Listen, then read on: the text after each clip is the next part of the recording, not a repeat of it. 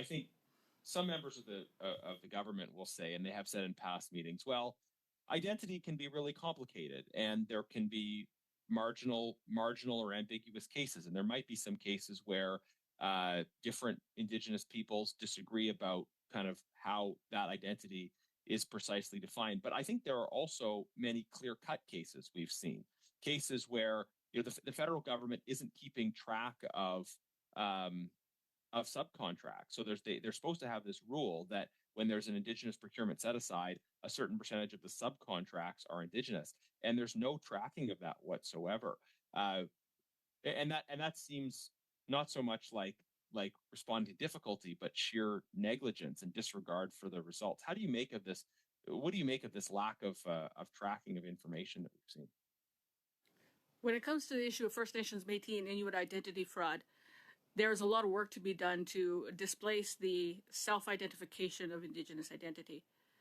Self-identification is one model that has been in place for decades, since early 1990s, and it's problematic and has always been subject to failure and exploitation.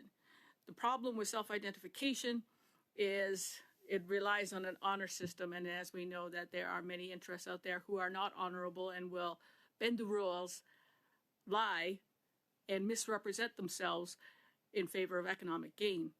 So without an authoritative body to really oversee all of these facets, right down from conception all the way to development, project delivery, and maintenance, then there will continue to And be. just quickly on that question of an authoritative body, I mean, wouldn't it be simpler for the federal government just to have engaged Indigenous organizations that are working on these issues of Indigenous business already, rather than try to create their own processes or lists that are separate from the people that are Indigenous themselves and are already doing this work? I think a problem that's systemic across, colonial, when dealing with colonial governments, is they always say that whatever is out there to define First Nations, Métis, Inuit identity must be led by First Nations, Métis, and Inuit. However, that is not the case.